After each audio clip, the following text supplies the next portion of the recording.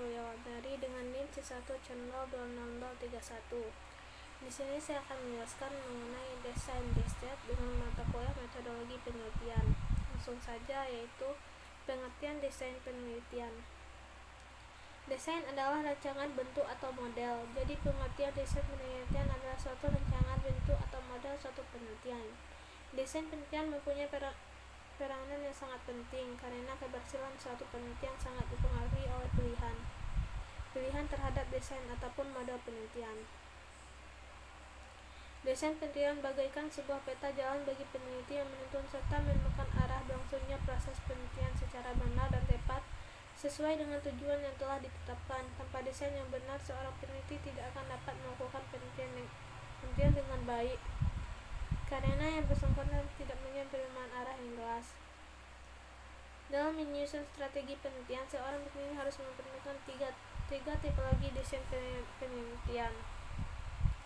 Yang pertama yaitu survei desain. Desain survei dikenal dalam penelitian ilmu sosial dilakukan dengan mengambil sampel dari suatu populasi. Pengambilan sampel dilakukan dengan wawancara terstruktur dengan mendatangi tempatnya masing-masing. Yang kedua yaitu case study design atau desain studi kasus. Penelitian dengan desain studi kasus dilakukan dengan observasi secara mendalam terhadap satu objek penelitian yang dipilih dari beberapa keadaan yang dianggap keduanya sama. Dan yang ketiga yaitu experimental design. Pengertian eksperimen adalah penelitian apakah suatu objek penelitian sesuai cocok dengan kondisi tertentu yang telah terjadi atau sesuai dengan syarat-syarat tertentu. Dalam penelitian semacam ini, objek yang diteliti biasanya belum diketahui dengan pasti sebagaimana pengaruhnya apabila diterapkan pada suatu keadaan ataupun persyaratan tertentu. Yang selanjutnya yaitu urgensi proses penelitian. Proses penelitian pada hakikatnya merupakan suatu strategi untuk mencapai tujuan penelitian yang telah diterapkan dan berperan sebagai pedoman atau penuntun peneliti pada seluruh proses penelitian atau Darussalam penelitian. Menurut Darussalam 2003 bagian 81, untuk membuktikan hipotesis ini, maka peneliti melakukan pengumpulan data pada objek tertentu. Karena dari objek populasi terlalu luas, maka peneliti perlu menggunakan sampel dari populasi tersebut, dan sampel yang diambil haruslah sampel yang representatif atau mewakili data yang telah dikumpulkan oleh peneliti dari populasi dan sampel yang ditetapkan. Selanjutnya dideskripsikan melalui penyajian data dengan tujuan memberikan gambaran yang jelas bagi peneliti sendiri maupun orang lain yang berminat mengetahui.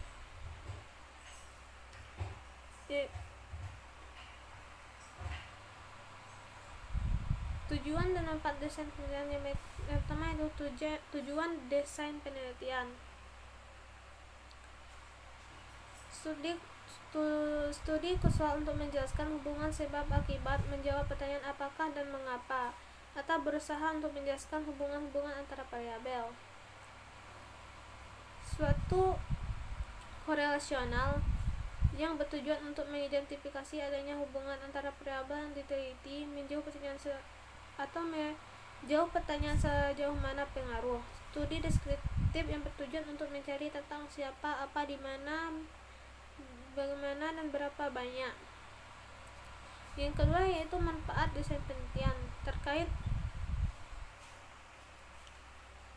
dengan identifikasi dan atau pengembangan prosedur dan peraturan logistik yang diperlukan dalam kerja penelitian. Menekankan pada pentingnya kualitas prosedur tersebut dalam kaitannya dengan validasi, objektivitas, dan keakuratan kerja penelitian. D yaitu pengelompokan desain penelitian dari berbagai sudut pandang. Desain penelitian dilihat dari permasalahan masalahnya. Yang pertama yaitu penelitian eksploratif.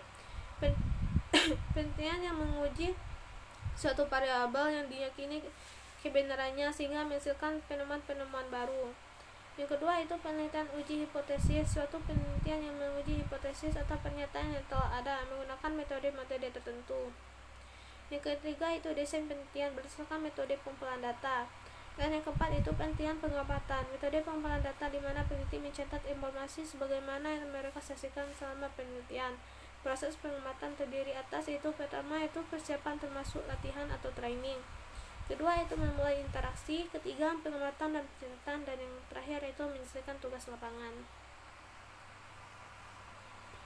Selanjutnya mengenai dasar komponen rancangan serta penyusunan sistematika penelitian. Yang pertama itu ada dasar rancangan penelitian. Rancangan pada dasarnya merupakan keseluruhan proses pemikiran, penentuan matang tentang hal-hal yang akan dilakukan dan merupakan landasan yang dijadikan dasar penelitian oleh peneliti sendiri maupun oleh orang lain terhadap kegiatan penelitian.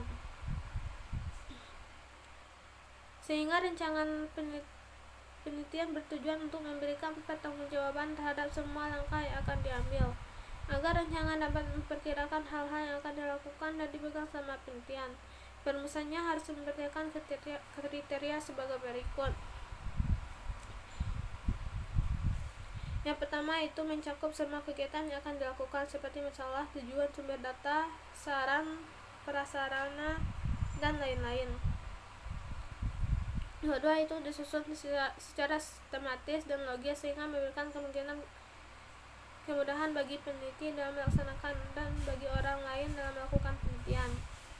Dan yang terakhir harus dapat memperkirakan sejauh mana hasil yang akan diperoleh serta usaha-usaha yang mungkin dilakukan untuk memperoleh hasil secara efektif dan efisien. Yang kedua itu komponen rancangan penelitian.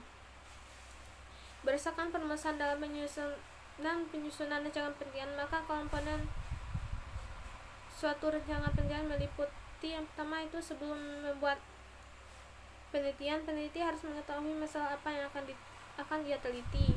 Yang kedua itu bentuk atau jenis data yang dibutuhkan. Peneliti harus mengetahui untuk melakukan penelitian yang ia inginkan. Bentuk dan jenis data seperti apa yang cocok untuk digunakan sebagai bahan penunjang penelitiannya. Ketiga yaitu tujuan penelitian. Seorang peneliti harus tahu apa tujuan penelitiannya.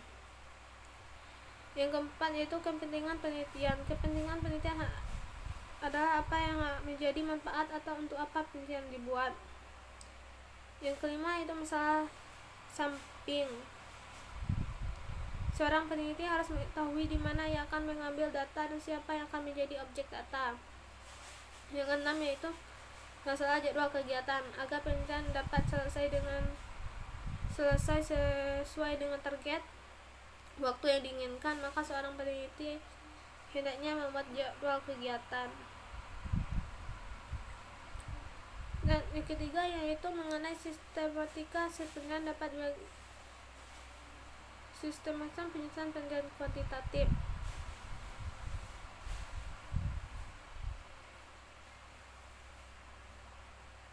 Sistematika penyusunan penelitian kuantitatif. Isi dan sistematika laporan hasil penelitian kuantitatif seperti skripsi, tesis, dan mustahil dibagi menjadi 3 bagian utama, yaitu bagian awal, bagian inti, dan bagian akhir. Masing-masing bagian dapat dirinci sebagai berikut. Dan kita dapat lihat pada PPT ada beberapa, yaitu dari bagian awal, halaman sampul, lembar logo, halaman judul, lembar persetujuan, dan seterusnya. Dan selanjutnya yaitu sistematika penyusunan penelitian kualitatif, yaitu ada halaman sampul,